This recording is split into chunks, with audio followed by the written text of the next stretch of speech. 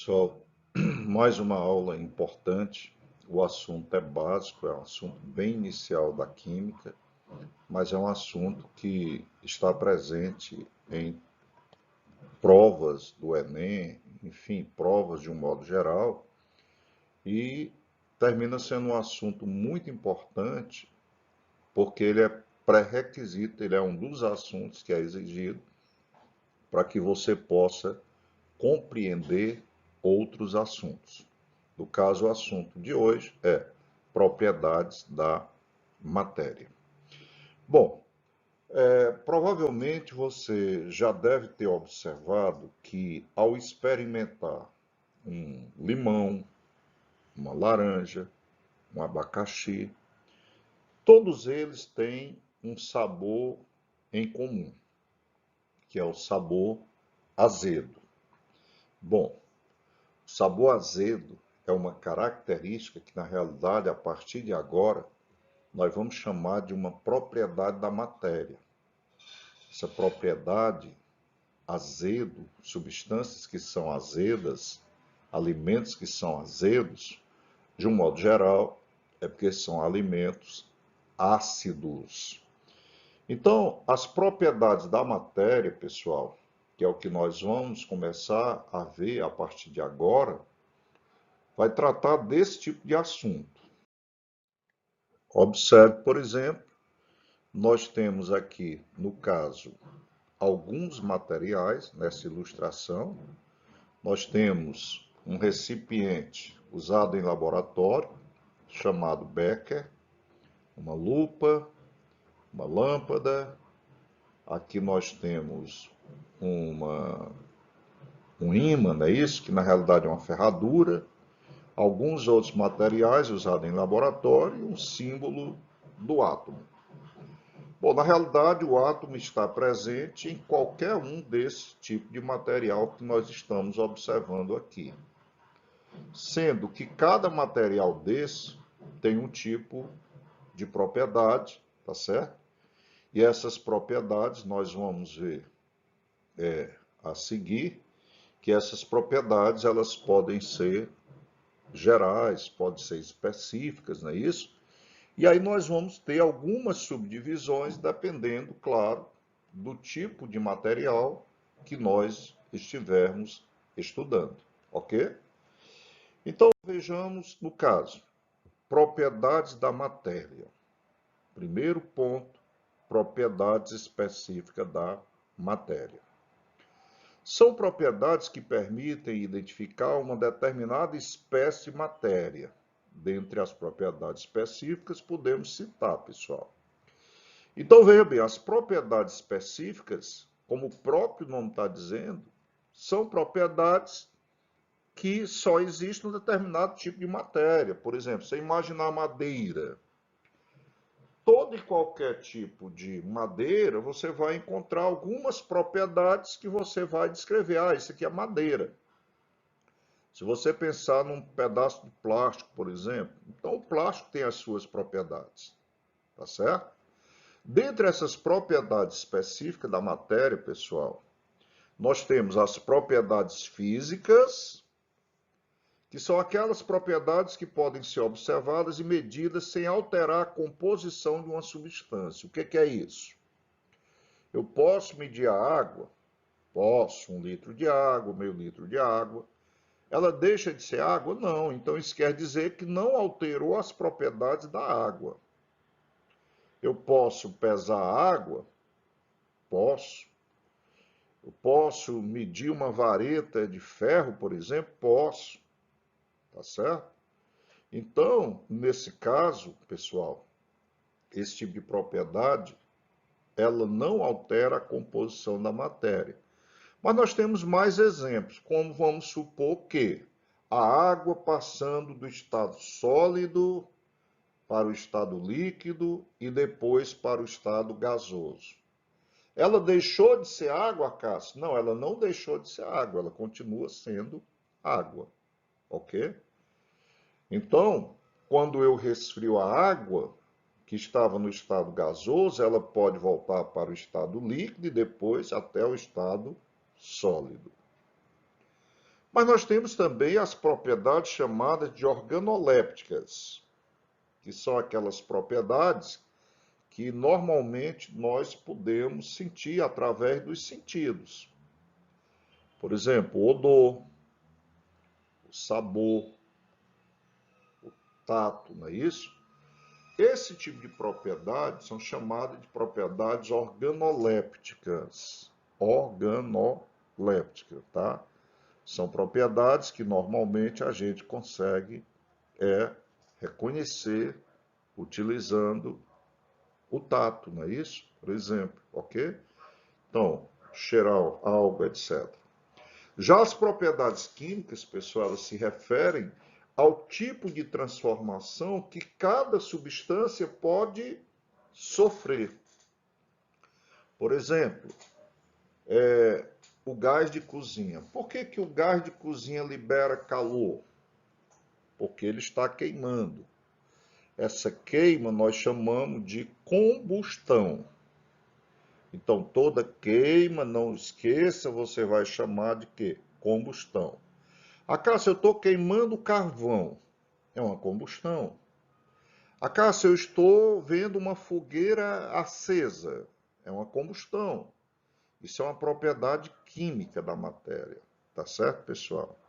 Isso é uma propriedade química, tá? Então, eu tomei um medicamento e a febre baixou. Por que aconteceu isso?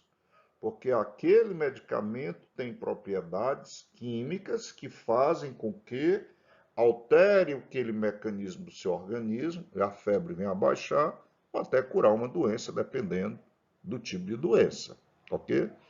Então, turma, isso são propriedades da matéria. Vejamos nesse quadro alguns exemplos de propriedades específicas e propriedades gerais. Propriedade específica, pessoal, como o próprio nome está dizendo, são aquelas que utilizamos para identificar um elemento, uma substância, né? E não se repete em outro tipo de substância. Por exemplo, as propriedades da água. Todas as propriedades da água não podem se repetir no álcool, por exemplo, na acetona, na gasolina, tá certo? Então, cada substância tem as suas propriedades. É como você. Você, seu colega, tem braço igual a você, tem boca, nariz, olhos, tá certo? Então, nisso a gente é comum, é uma propriedade geral do ser vivo, por exemplo, ser humano, normalmente ele ter braços, pernas, etc. Mas, quando você olha, por exemplo, pessoa tal tem um olho verde, é obrigado todo mundo ter olho verde? Não. É obrigado todo mundo ter braço? Normalmente todo mundo tem braço, perna, não é isso? A não ser que tenha nascido com algum tipo de problema, né, pessoal? Ou tenha sofrido acidente ou algo do tipo.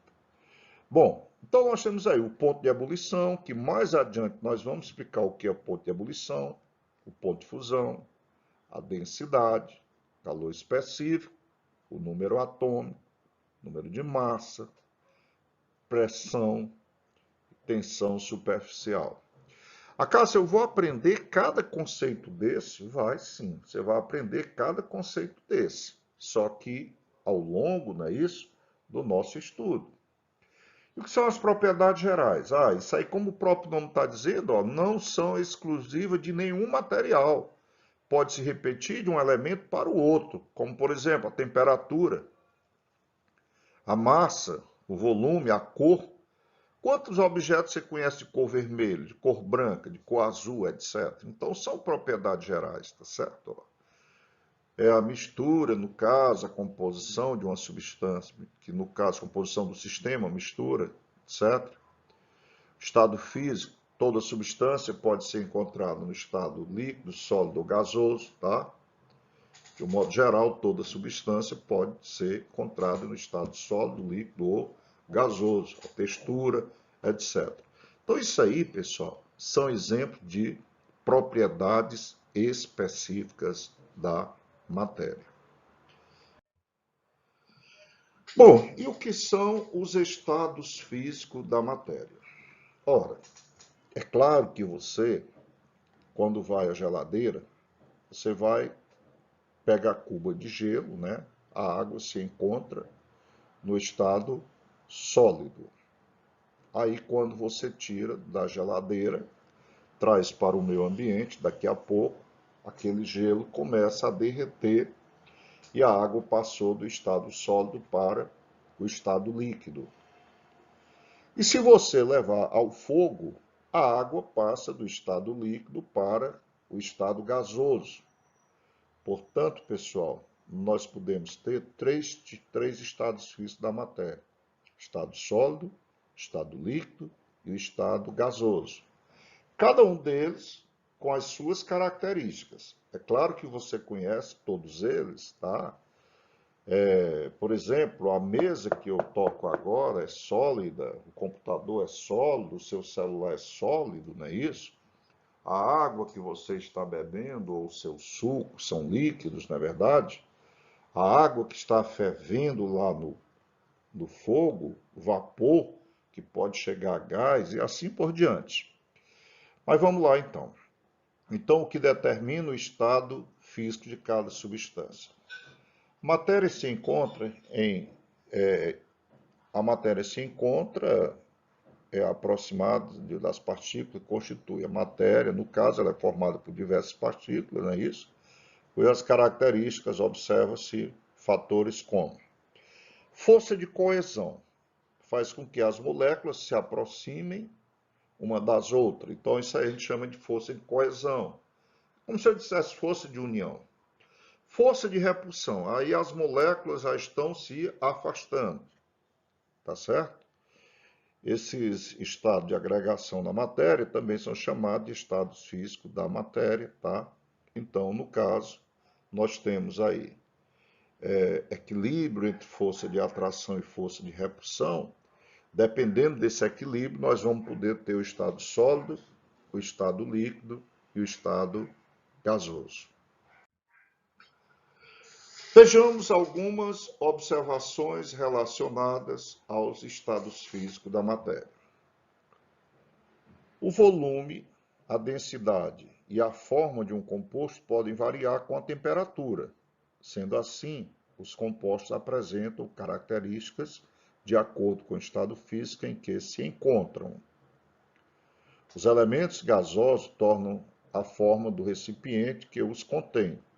Além disso, muito se fala sobre o estado de plasma. Bom, quando a gente fala os elementos gasosos, na realidade nós estamos querendo falar das substâncias gasosas, que num linguajar mais popular a gente costuma falar elementos, mas na realidade são substâncias gasosas. Elementos gasosos, na realidade, o termo mais correto são substâncias gasosas. Então, as substâncias gasosas tornam a forma do recipiente, elas tomam a forma do recipiente que o contém. Por exemplo, se o recipiente é cilíndrico, então a forma do gás vai ser cilíndrico.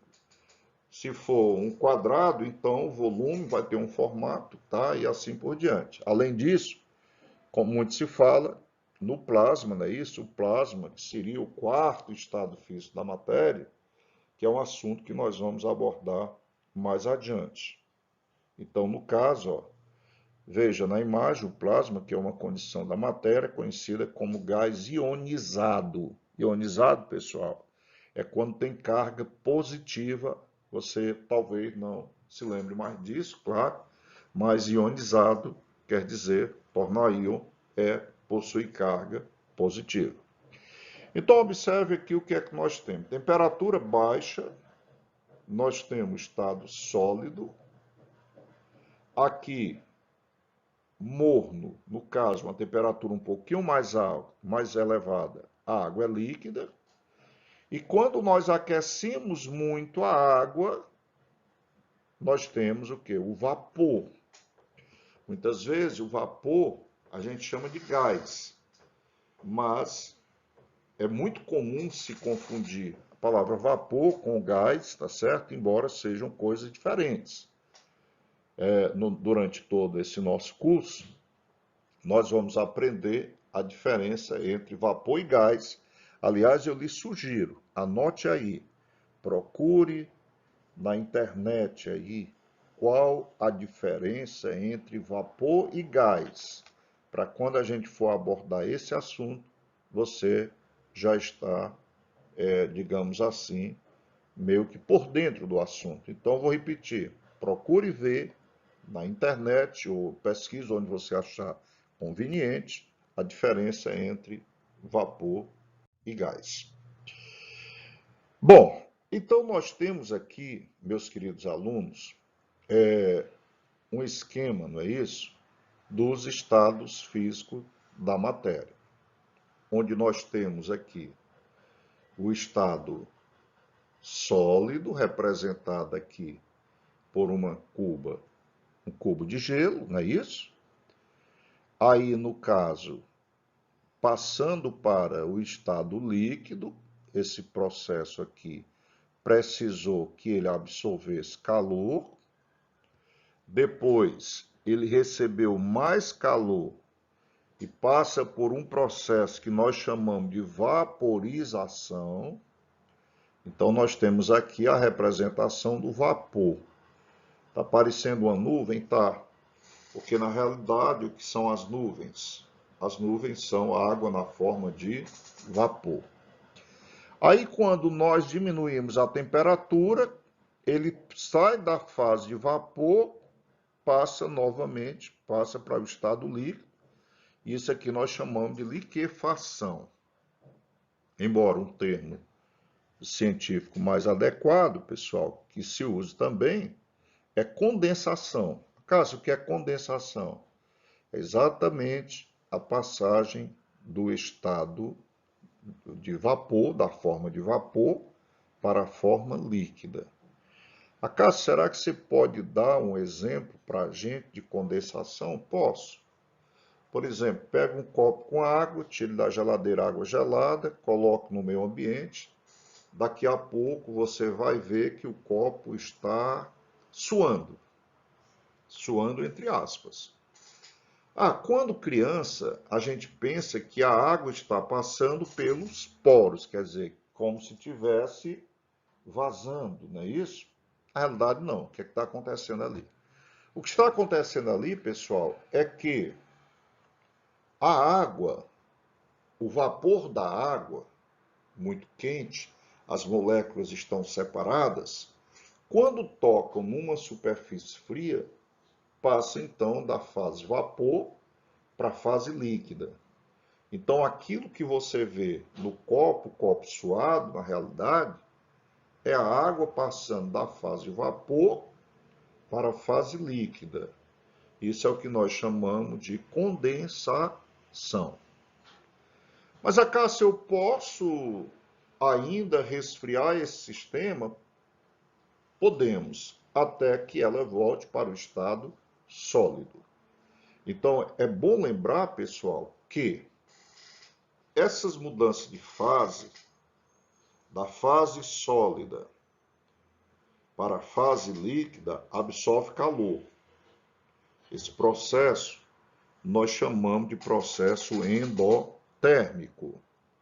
Já o inverso, que é da fase líquida, ou melhor, da fase de vapor para a fase líquida e depois para a fase sólida, ele tem que perder calor, liberar calor. Nós chamamos isso de um processo exotérmico, pessoal. E por último, nós temos a sublimação. Observe o que é a sublimação. Sublimação é a passagem direta do estado sólido para o estado gasoso. Entenda-se o que nós estamos chamando de gás aqui é o vapor, que não é a mesma coisa. Então é melhor dizer passagem direta da fase sólida para a fase vapor. Então isso nós chamamos de sublimação. Já a passagem direta da fase de vapor para a fase sólida, quer dizer, caminho inverso, a gente chama de sublimação ou ressublimação, pessoal. Atenção agora para alguns outros conceitos. Solidificação, como o próprio nome está dizendo, é a passagem de uma substância do estado líquido para o estado sólido. Vocês veem aí, poderiam saborear, no caso aí, pessoal, alguns sorvetes desse, não é isso? Agora deu água na boca, né, pessoal? Onde nós temos aí um líquido, né, que se solidificou a temperatura aproximadamente de 0 graus Celsius. Já a fusão é o inverso. A fusão é a passagem do estado sólido para o estado líquido.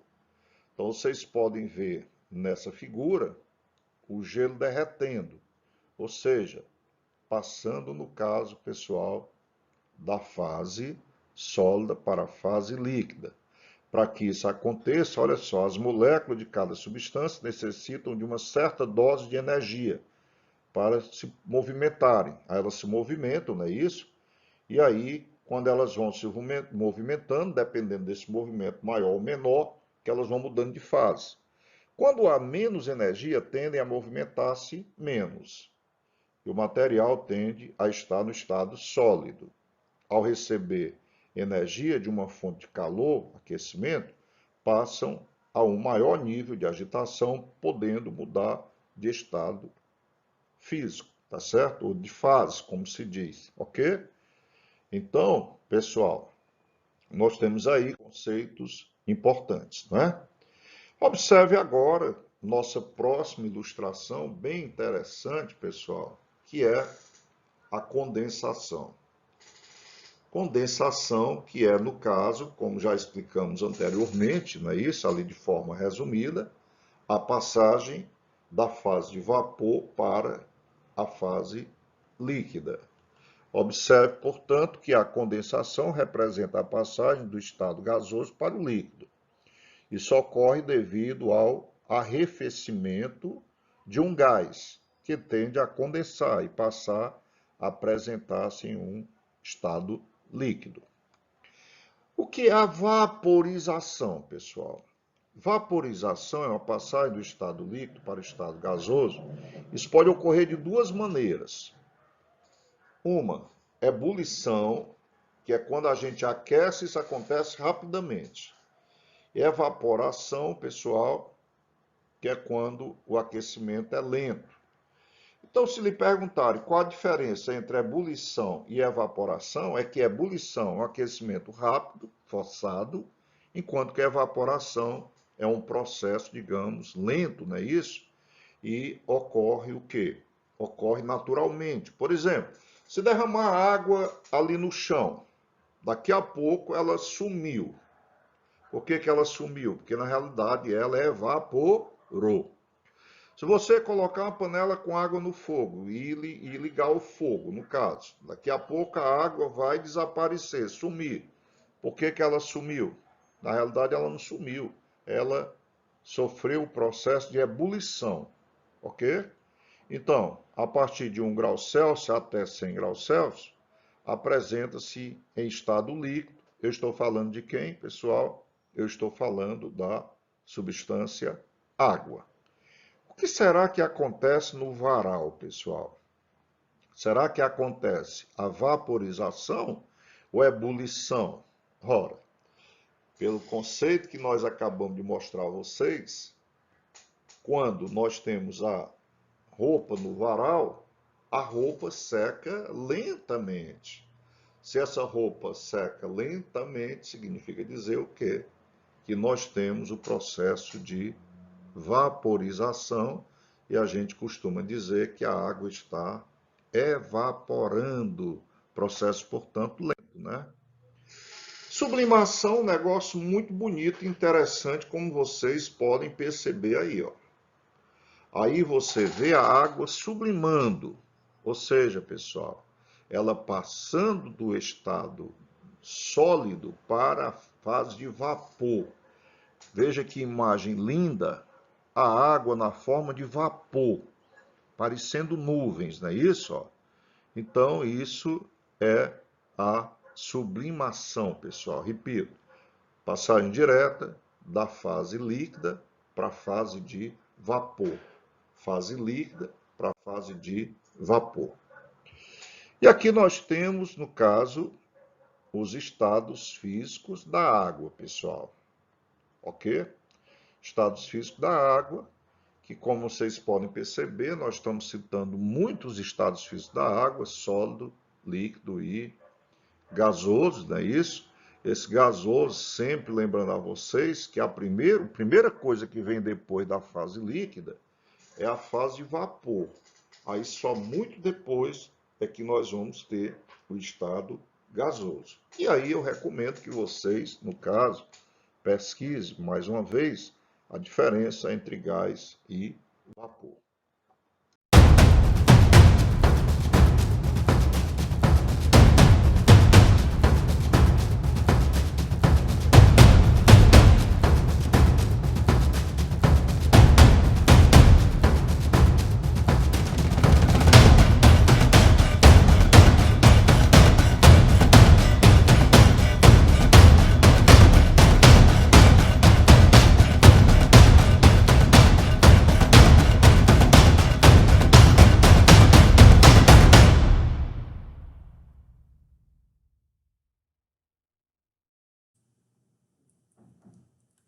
Fala galera do meu coração, tudo bom? Professor Cristiano Aragão, e eu espero que você tenha aprendido muito sobre o nosso último vídeo aula, né? O que acontece? Hoje a gente tem, assim, não sei se você percebeu, mas a gente tem que manter esse certo ritmo. Genética é o nosso carro-chefe. Segundo ano é de fundamental importância o conhecimento desse assunto, claro. Terceiro ano também. Mas, no momento, é preciso que você entenda que há necessidade de se ter conteúdo, embora em meio à explicação do conteúdo eu faça a resolução de uma ou duas questões, hoje, necessariamente, nós vamos resolver um conjunto de 10, 12 questões voltadas especificamente sobre o tema da nossa última aula. E qual foi o tema da nossa última aula? Genética dos grupos sanguíneos. Então, nós aprendemos sobre o sistema B0, aprendemos sobre o sistema RH, de onde vem aquelas curiosidades, sinal positivo, sinal negativo, A positivo, A negativo. Entendemos como ocorrem as transfusões sanguíneas. Entendemos sobre a doença chamada eritroblastose fetal, que é, assim, fundamental para uma prova de vestibular. E entendemos sobre os processos de resolução de questões. Então, hoje, eu quero mostrar um monte de outros exemplares muito frequentes em prova. Espero que você tenha resolvido também as questões do último TD que eu postei para vocês, porque aqui, depois dessa videoaula, haverá mais questões para vocês. Só que dessa forma agora, dessa vez, subjetivas, abertas, sem itens para ser marcados, porque eu preciso ter um termômetro que possa me indicar como que você está fazendo seu trabalho, tá bom? Então, sem muitas delongas, vamos ver que questões o Cristiano preparou para mim, tá certo? O que Cristiano trouxe para eu resolver aí de material, né? Então, vamos lá. Tio, uma das primeiras questões que nós trouxemos foi a seguinte. Ela diz assim: em um hospital, há um homem necessitando de uma transfusão de emergência. Sabe-se que ele pertence ao grupo sanguíneo A e que no hospital há 4 indivíduos que ofereceram-se para doar o sangue. Então, primeiro ponto, tio, primeiro ponto, esse carinha é do grupo sanguíneo A. Não foi dito nada de se esse indivíduo é positivo ou negativo. Então, ele pode receber sangue de A e pode receber sangue de O. Ele não pode receber sangue nem de AB, nem tampouco de B. Então, lá. Foi realizada a determinação de grupos sanguíneos do sistema B0 dos 4 indivíduos que estão disponíveis, né, com a utilização de 2 gotas de sangue de cada um deles, que, colocadas em uma lâmina, foram em seguida misturadas ao soro anti-A e anti-B. Lembrando que em questão aqui, o nosso trabalho aqui agora, o anti-A, o anti-B, não é o que é produzido pelo indivíduo, mas sim a substância que foi olhada para se testar o sangue. Tio, eu ainda tenho dúvida, volta lá na nossa videoaula que você vai tirar essa dúvida. Lembra lá, ó, né, o anti-A, o papel do anti-A é agir sobre A. Ele age sobre o A. Assim como o anti-B vai agir sobre o B. Eu, que sou B, produzo o anti-A. Eu, que sou A, produzo o anti-B. Então, é importante que não se faça esse tipo de confusão. Bom, o resultado está aqui, ó, nessas 4 lâminas. Observe o detalhe de como a gente pode solucionar nosso problema. Olha como é super simples, tio. Ó. Esse cara aqui, ó, ele tem o soro anti-A. Quando eu pus no indivíduo 1 o anti-A deu positivo, ou seja, aglutinou. Quando eu pus no indivíduo 1 o anti-B, deu negativo, ou seja, não aglutinou. Se aglutinou aqui, é porque o indivíduo 1 ele possui sangue A. O indivíduo 1 possui sangue A. O indivíduo 2 não aglutinou nem em A, nem em anti-B. Se ele não houve, ó, o negativo, não houve aglutinação. O que significa? Significa automaticamente dizer que esse indivíduo aqui é do sangue 0. Ou O, né? Se esse indivíduo anti-A reagiu, no anti-B reagiu, é porque o indivíduo 3 é AB. Que houve aglutinação dos dois. Se não houve aglutinação no anti-A e houve aglutinação do lado em que foi posto o anti-B, então esse indivíduo é do grupo sanguíneo B. Resultado, tio, quem é, ó, a partir dos resultados observados, quem poderá doar sangue ao referido homem? Já que o referido homem da questão, ele é A. Se esse referido homem, ele é A, automaticamente podem doar para ele os indivíduos 1 e 2 da questão. Nossa resposta é a alternativa A. Entendeu? Segunda questão. Um homem sofreu um acidente e precisou de transfusão de sangue. Analisando o seu sangue, verificou-se a presença de anticorpos anti-A. Veja bem. Observe esse pequeno detalhe aqui, ó. A análise do sangue revelou a presença de anticorpos anti-A e a ausência de anti-B. Tio, o que isso significa para mim? Ora, se há presença do anti-A e a ausência do anti-B, é porque esse indivíduo aqui é do grupo sanguíneo B. O B produz o anti-A, o A produz o anti-B. Se houvesse os dois, a presença do anti-A e a presença do anti-B, esse indivíduo era O. Se houvesse a ausência dos dois, esse indivíduo ele era do grupo sanguíneo AB. Tio, eu tenho que lembrar tudo isso. Tem uma tabela lá na outra videoaula, na anterior, que você vai recordar disso. No banco de sangue do hospital, haviam 3 bolsas disponíveis, né? Sendo que o sangue da bolsa 1 apresentavam todos os tipos de antígenos do sistema AB0. Gente, olha só essa palavra, todos os antígenos. Ou seja, a bolsa 1, se tinha todos os antígenos, tinha tanto o A e o B. Então, a bolsa 1 é de um indivíduo do grupo sanguíneo AB. O sangue da bolsa 2 possuía os anticorpos anti-A e anti-B. Se tinha os 2 anticorpos, é porque ele é do grupo 0.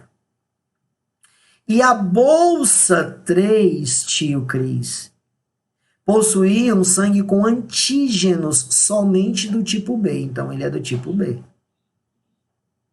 Aí vem a pergunta, esse homem pode receber sangue de quem? Ora, se esse homem analisado, ele tem anticorpos anti-A, então ele é do grupo sanguíneo B. Se ele é do grupo sanguíneo B, é claro que ele vai receber da bolsa 3, que é B.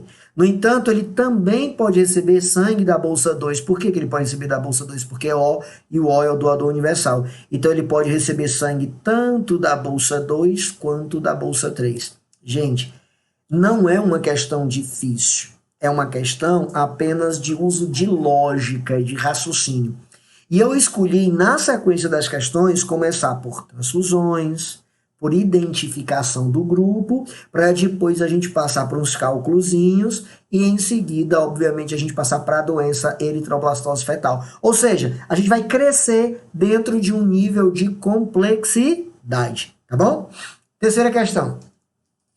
O soro sanguíneo, que é o plasma, tá?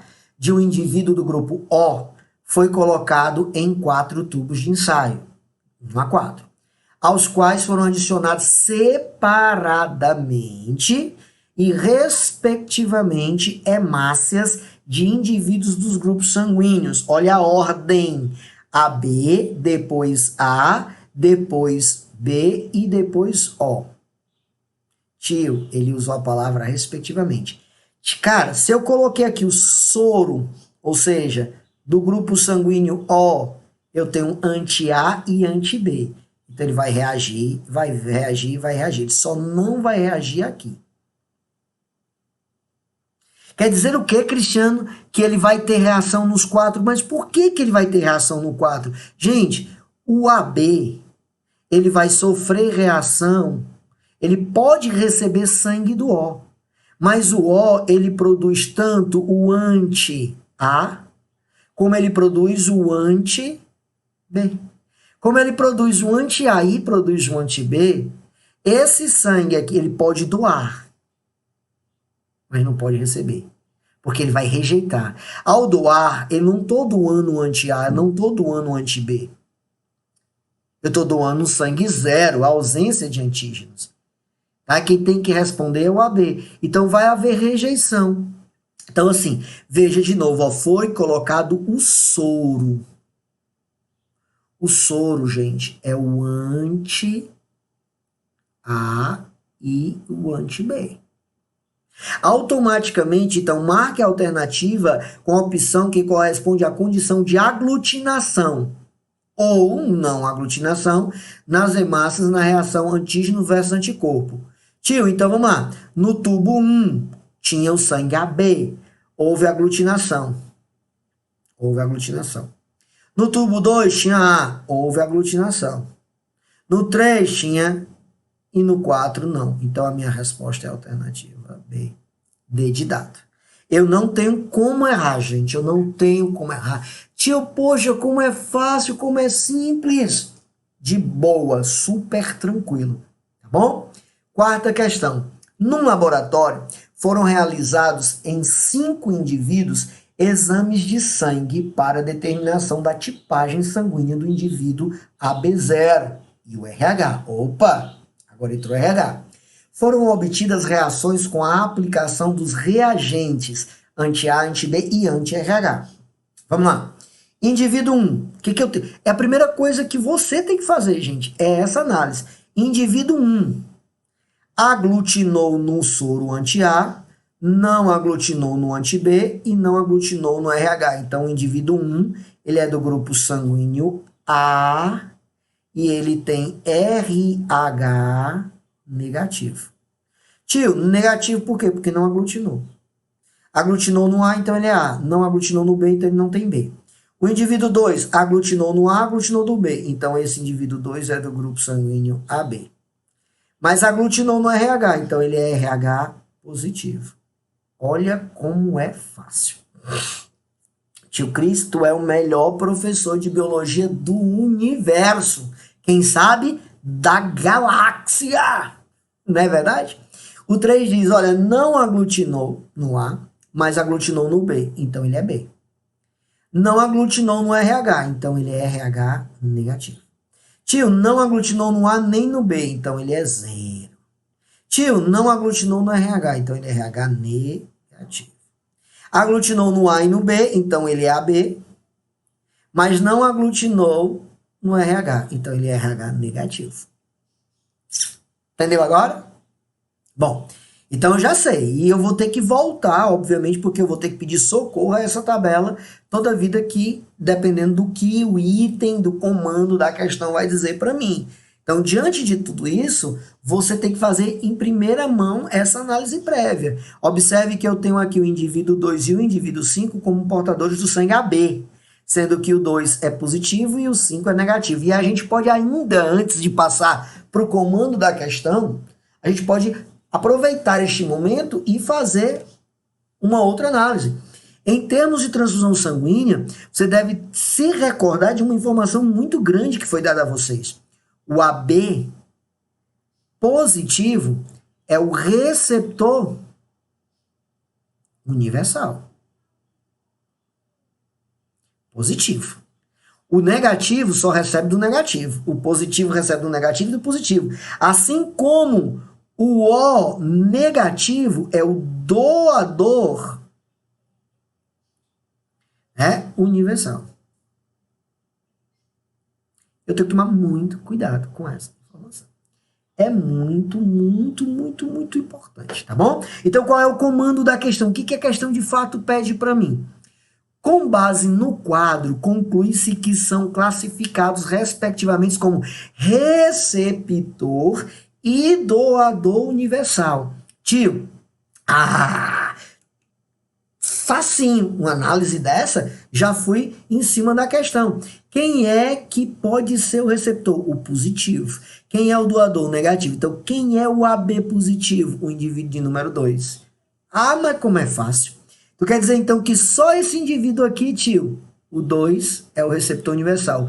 E cadê o O negativo? O 4 é o doador universal. Então, olha, respectivamente, o texto diz respectivamente, como receptor e como doador universal. Então, eu tenho como resposta receptor o 2 e doador o 4.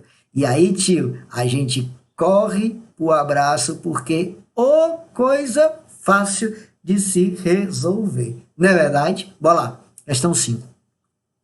Sofia e Isabel pertencem ao grupo sanguíneo AB e são casadas respectivamente com Rodrigo e Carlos, que pertencem ao grupo sanguíneo O. De novo, Sofia e Isabel. Sofia casou com Rodrigo, Isabel casou com Carlos. Eu tenho que tomar cuidado com isso, tá? É muito importante, porque, tio, Sofia casou com Rodrigo e Isabel casou com Carlos. Sofia e Isabel são AB e Carlos e Rodrigo são O. O casal Sofia e Rodrigo tem um filho, o Guilherme. O Guilherme casou com a Joana, que é filha da Isabel e do Carlos. Qual é a probabilidade do casal Guilherme e Joana ter um descendente? Ele não disse o sexo, então um descendente sem o sexo, então eu não preciso me preocupar com a condição de multiplicar vezes o meio, que seja do grupo sanguíneo O. Então a pergunta dele, qual é a probabilidade de nascer um indivíduo do grupo sanguíneo O? Tio, essa questão ela é muito confusa. Como é que eu resolvo isso? É muita gente. Um conselho meu, toda vida que se resolve questões e que se envolvem vários participantes ao mesmo tempo, constrói a árvore genealógica, constrói o heredograma, né? Desenha os indivíduos. Eu já fiz o meu desenho aqui para você. Como assim, tio? Eu já pus aqui para você o desenho. Eu facilitei minha vida fazendo a leitura do texto. Olha só, a Sofia, do grupo AB, casou com o Rodrigo, que é O. Eu já coloquei dentro do gráfico o genótipo. Se a Sofia é AB, ela é IA e B. Se o Rodrigo é O, é Izinho e Izinho. Isabel é AB, Carlos é O, então eles casaram. A Sofia e o Rodrigo tiveram um filho, o Guilherme. E Isabel e Carlos tiveram uma filha, Joana. Observe que o texto não diz qual é o grupo sanguíneo, nem do Guilherme nem da Joana. Se ele não diz, mas ele diz que o Guilherme se casou com a Joana. Tio, mas ele não disse o grupo. Observe que eu coloquei aqui, Izinho, traço, Izinho. Mas por quê? Porque a Sofia pode ter mandado um A ou pode ter mandado o B, ou A ou B. O Rodrigo, obrigatório, manda o I, o Izinho. Então, bem ou mal, o Guilherme é um indivíduo heterozigoto. Ele pode ser A, pode ser B, não importa. A mesma coisa vai acontecer com Joana. Joana pode ser A, pode ser B. Tanto faz o Guilherme ser A ou B, eles são heterozigotos. E por ser heterozigoto, a resposta sai fácil. A Joana também pode ser A ou B, mas eles são heterozigotos. Em sendo heterozigotos, qualquer que seja a condição, eu terei uma resposta. Aí qual é o passo? Eu vou para o cruzamento. Faço o quadro de Punnett e distribuo as possibilidades. Tá aí o Guilherme, tá aí a Joana. Tio, se você fizer com A, se você fizer com B, se você fizer o A e depois fizer com B, você vai ver que o resultado vai ser o mesmo. Então, o resultado aqui, ó, pode ser AA, pode ser AA, pode ser BB, pode ser AB, não importa. Tio, aqui pode ser o quê? Pode ser Azinho, pode ser Bzinho. A mesma coisa aqui, e aqui dá Izinho. E observe onde está a pergunta dele. Qual é a probabilidade de uma criança, não importando o sexo, de ser do grupo sanguíneo O? Tio, desse exercício, o único que tem grupo sanguíneo O é esse. Independente se ele é A ou B, vai ser O, porque eles são heterozigotos. Então, é claro que a minha resposta vai ser dada pela probabilidade do indivíduo ser Izinho. 1/4. Tio, quanto é 1/4? É a mesma coisa que o quê? 1/4 é a mesma coisa que o quê? 0,25. Ou o quê? 25 o quê? Por cento. Ah, tio! Qual é a dificuldade da questão? O raciocínio lógico dela. Tá bom? Próximo. Considere uma situação hipotética em que um indivíduo do tipo sanguíneo AB-RH negativo receberá uma transfusão de sangue de 1/2 escolhido ao acaso de uma população em que todos os tipos de ocorrem com a mesma frequência. Tio, todos os tipos de sangue ocorrem com a mesma frequência? É. Então, o que ele quis dizer com isso? Ora, simples. Ele quis dizer assim, ó. Existe o A positivo, existe o A negativo. Existe o B positivo, existe o B negativo. Existe o AB positivo, o AB negativo. O O positivo, o O negativo. Eu tenho 8 possibilidades. 8 possibilidades com a mesma frequência. Qual seria a frequência aqui, professor? Ó, 12,5%. Por quê? Porque eu tenho aqui, ó, 100% dividido por 8. Tio, 10 dividido por 8 vai dar 1. 1 vezes 8, 8. Para 10, 2. Basta 2, 0. Aí dá 2. 2 vezes 8, 16. 4, bota 0 aqui, vírgula, né? 5 vezes 8, 40. Para 40, nada. 12,5%. Ah, tio, facinho. Esse 12,5% vai valer para todo mundo, porque é a mesma frequência. A pessoa que vai receber sangue, a questão vai falar de uma pessoa que vai receber sangue do tipo AB, RH negativo. Se essa pessoa é AB-RH negativo, então ela só vai receber sangue de outra pessoa negativa. Negativa. Ela não pode receber sangue do positivo, lembra? Positivo recebe sangue do positivo e do negativo, mas o negativo só recebe do negativo. Se ela é AB, ela é receptora universal. Então, uma vez sendo receptora, ela pode receber do A, do B, do AB e do O, porém ela é negativo. Portanto, eu tenho 1, 2, 3, 4 opções. 4 são 8 possibilidades, então eu tenho aí 4 opções, 12,5% vezes 4. Quanto é que isso aqui vai dar, professor? 50%. Não tem para onde eu correr. 4 vezes 5, 20, vai 2. 8 com 2, 10. 4 com 5 vai dar, então, 50% de chances. A minha resposta, 50% é 1,5. Aproveitando, meu jovem, essa questão ela se encontra no seu material didático, ela se encontra na sua apostila. Vale muito, mas, gente, vale muito a pena. Eu estou te dando muito mais questões na sua apostila, no seu material didático, tem outras. Entre elas, algumas estão sendo resolvidas aqui, nessa videoaula, mas outras não. Então, é você, com sangue no olho, que vai lá e resolve essas questões, tá? E procura para tirar dúvida. Eu tô aqui, não esquece disso. Questão 7. Eita, tio, questão do Enem, ó. O quadro a seguir refere-se aos grupos sanguíneos. E o esquema seguinte representa as possibilidades de doação entre esses diferentes grupos. Tio, eu já sei de tudo. Ah, um indivíduo que é do grupo sanguíneo A, ele ou tem genótipo homozigoto ou hétero. O B, ou homo ou hétero. O AB, sempre heterozigoto. E o O, homozigoto recessivo. E claramente, AB doa para B, A para A, B para B, O para O doa para todo mundo. Então, esse carinha aqui eu já sei de qual, ele é o receptor universal. E esse carinha aqui é o doador universal. Não tem como eu errar. Então, o que que pede a questão? Eu tenho um casal que tem 3 filhos, né? Sendo que um é do grupo A, outro do grupo B e um outro ainda é do grupo O. Vem então a minha pergunta.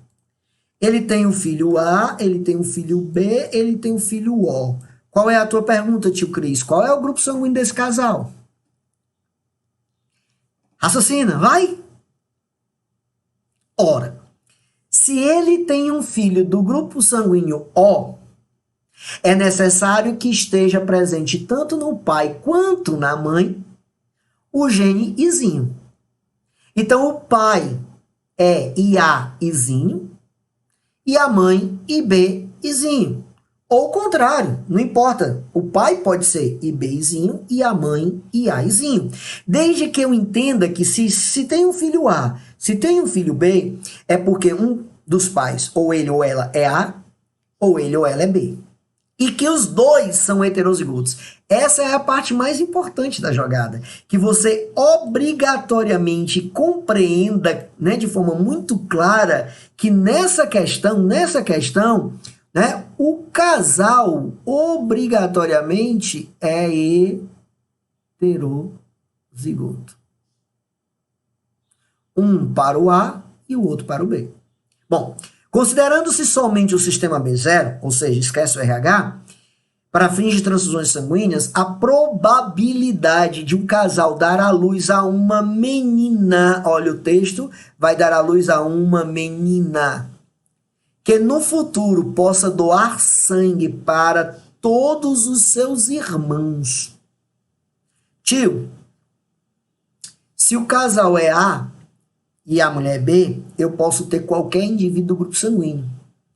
Qual é a possibilidade dessa menina ser uma menina e doar sangue para todo mundo?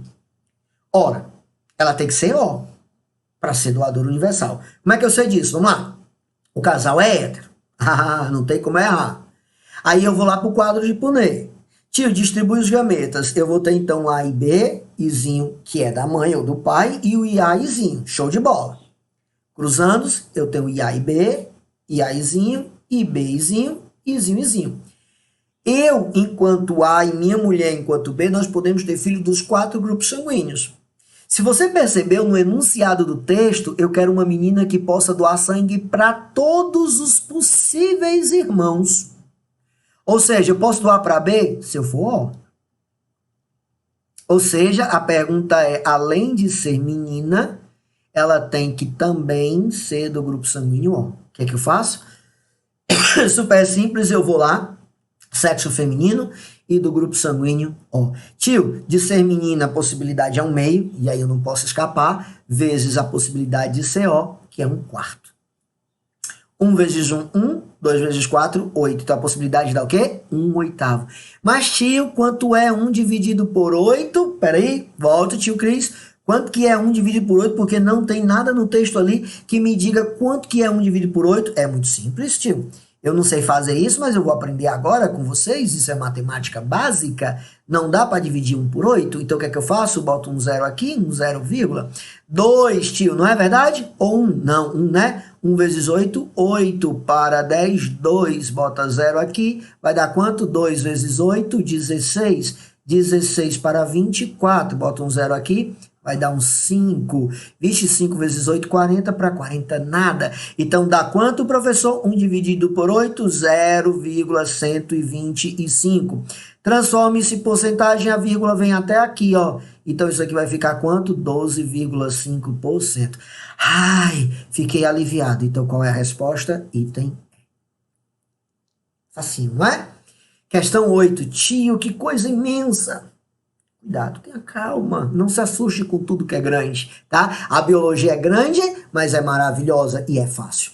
Durante a Idade Média, era comum o procedimento chamado de transfusão braço a braço, no qual uma pessoa tinha uma de suas artérias do braço conectada diretamente, né, no meio de um tubo, por meio de um tubo, à veia de uma outra pessoa. Imagine essa loucura, gente. Muitos pacientes faleciam ao receber a transfusão de sangue nessa hora e dessa forma, devido ao desconhecimento na época das complicações relacionadas à incompatibilidade de sangue do sistema AB0. Considere que um médico desse período tivesse com o paciente necessitando urgentemente de uma transfusão de sangue e que haviam 5 indivíduos à disposição para fazer a doação, via transfusão braço a braço. Suponha que os tipos sanguíneos das pessoas envolvidas nessa situação eram os seguintes. Primeiro paciente, preste atenção. Tio, o paciente, ele é do sangue A. Se ele vai receber sangue, ou ele recebe sangue de A, ou ele recebe sangue de O. Então, o primeiro paciente é O, o segundo é AB, o terceiro é B, o quarto é B e o quinto é A. Então, ele pode receber sangue de quem? Ele pode receber sangue do paciente 1, e ele pode receber sangue do paciente 5. Se o médico tivesse que escolher aleatoriamente apenas um, dos 5 pacientes para realizar a transfusão, a probabilidade de que o paciente receber um sangue que seja compatível com o seu é de, tio, como é que eu resolvo essa questão? Simples. Você tem quantas opções? Você tem 5 opções. Essas 5 opções equivale ao que, tio? Ao todo. E o que é o todo para mim? 100%. Então, eu vou dividir 100 por 5. Vai dar quanto, tio? 20. Ou seja, qual é a possibilidade de eu ter sangue do tipo 1? 20%. 20%. 20%. 20%. E 20%. Ah, meu Deus, é fácil demais. Então, olha só. Aleatoriamente, existem 2 possibilidades. A possibilidade de ser o indivíduo 1 e o indivíduo 5. Então, se eu somar os 40% do indivíduo 1... Perdão, se eu somar 40 não, né? Eu já estou dando para você a resposta, tio Cris. Por favor, né? Não cometa isso, tá bom? Né? Se eu somar os 20% do paciente 1 com os 20% do paciente de número 5, eu terei, então, 40% de opções de ser, né, o doador compatível. Automaticamente eu corro para o abraço e a minha resposta é a alternativa B de bola. Tá bom? Mas é muito fácil, tio. Questão 9. Assinale a alternativa que preenche corretamente as lacunas do texto abaixo, na ordem que aparecem. Pessoas que pertencem ao grupo sanguíneo A têm na membrana plasmática nas suas hemácias e no plasma sanguíneo. Tio, ela vai ter nas hemácias, né, os antígenos. Ou o antígeno A, que lá na minha prova do vestibular pode ser que não apareça com a palavra antígeno, mas sim que apareça com a palavra aglutinina. Já no plasma eu vou ter quem? O anticorpo. O anticorpo. As pessoas que pertencem, no caso o anticorpo, perdão, anti-B, né? Já que eu sou A. As que pertencem ao grupo sanguíneo O não apresentam antígenos. Nem A nem B.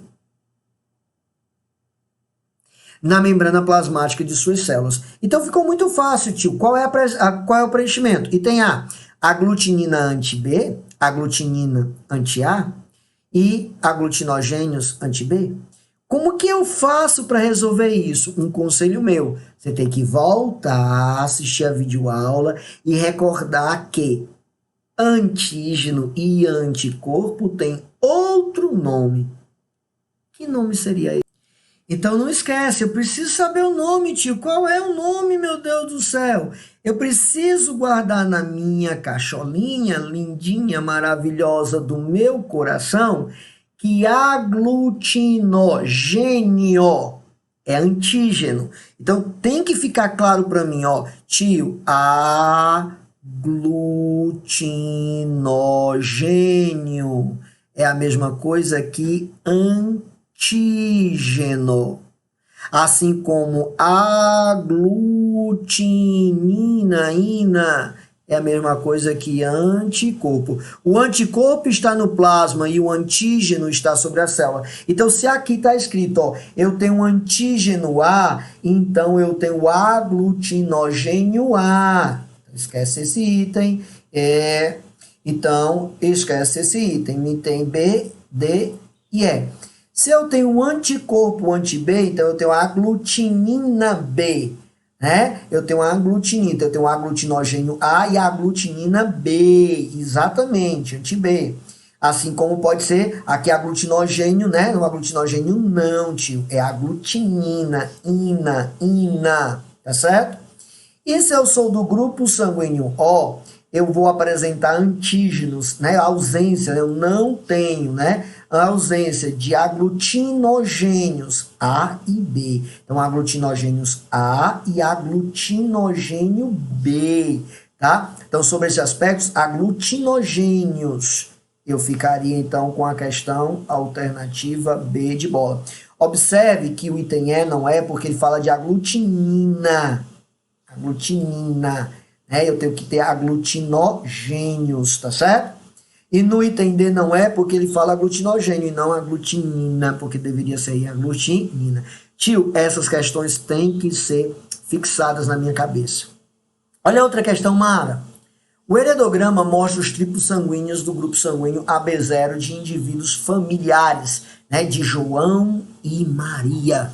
Tio, olha o que o texto está dizendo, ó. Esse indivíduo aqui é do grupo sanguíneo O, então ele é Izinho, Izinho. Automaticamente, se essa pessoa é B, essa pessoa é B, Izinho. Então, o B veio do pai. Por mais que esse pai possa ser homo ou heterozigoto, esse indivíduo é Izinho, Izinho. Esse João, obrigatoriamente, ele tem um Izinho. Pode ser que ele seja A, pode ser que ele seja B, mas ele tem um Izinho. Tio, mas será que ele é AB? Não sei. Pode ser. Né? Eu sei que eu tenho um B aqui. Eu tenho um O aqui porque ele é heterozigoto, então eu tenho um IB, Izinho. Então, automaticamente, eu respondo, esse indivíduo é B. Raciocínio lógico. Ai, tio, esse aqui também é O. Ok. Se ele é O, essa pessoa é A e essa pessoa é B, então é porque aqui tem A, Izinho. Esse Izinho veio daqui. Aqui, professor, vai ser o quê? IB, Izinho. Por quê? Porque esse B, esse Izinho veio daqui. Então, essa pessoa é do grupo sanguíneo e A e B. Tio, ajeita essas coisas aí que estão bagunçadas para mim, tá? É óbvio que eu ajeito. Coloca aí, né, mostrando graficamente para mim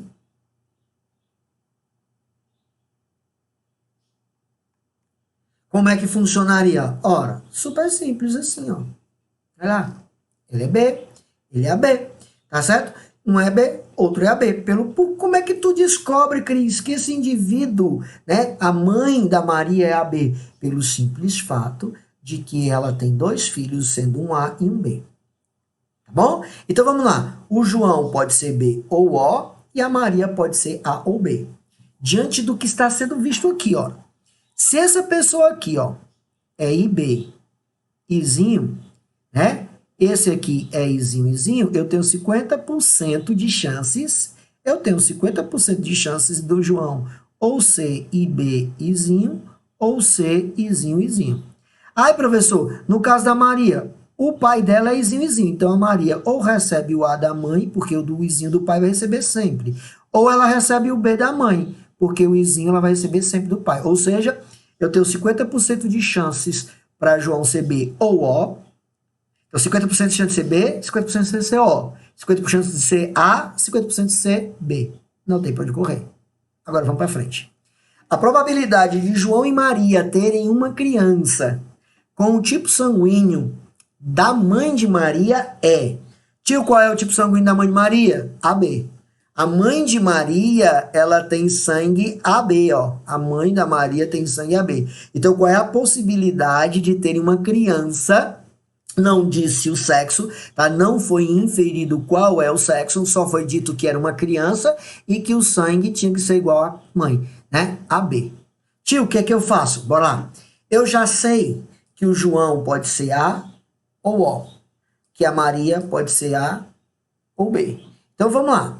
Vamos fazer um cruzamento, porque assim, eu tenho que parar e fazer esse raciocínio agora com vocês. O João, ele tem 50% de CA ou O. A Maria tem 50% de CA ou B. E a pergunta é qual é a chance de nascer uma criança AB, igual a mãe da Maria. Ora, eu não vou contabilizar com a possibilidade do João ser 0. Eu tenho que contar com a possibilidade do João ser A. Porque se o João for 0, não vai ter filho AB. Então eu tenho que botar a jogada aqui do João. Automaticamente, para poder ter um filho AB, a Maria não pode ser A. A Maria tem que ser B. Então eu tenho que contar aqui com a ideia da Maria ser B. Resultado, joga lá. Ó. B, izinho, A, izinho. AB, A, B e O. As 4 possibilidades. Agora eu corro pro abraço, tio. Eu tenho aqui, presta atenção agora, porque isso é fundamental. Na resolução dessa questão, eu vou fazer da seguinte maneira. Olhe só para você entender. Por que 3 números? Por que eu não vou direto no quadro e digo, olha, a possibilidade é essa, que é igual a 1 sobre 4? E tem item.